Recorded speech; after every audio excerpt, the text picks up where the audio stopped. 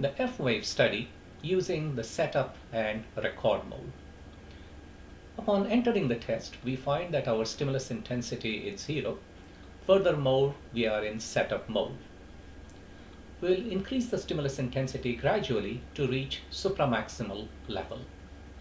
Here we go.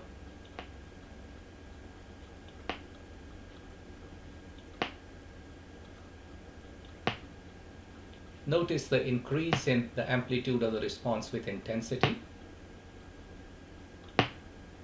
And now the M wave is no longer changing, indicating that we are at supramaximal level. We will switch to the record mode by clicking on the red key.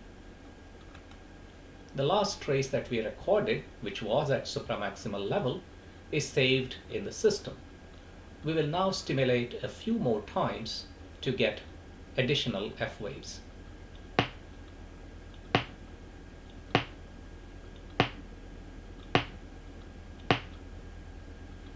The system recognizes the F waves automatically. The F wave with the shortest latency is shown in red color. The vertical cursor Fmin coincides with the onset of that F wave, and its latency is shown in the result table. It is 29.4 milliseconds. The onset of the M response is indicated by the cursor labeled M, and its latency is 2.8 milliseconds. The difference between F and M is 26.7 milliseconds.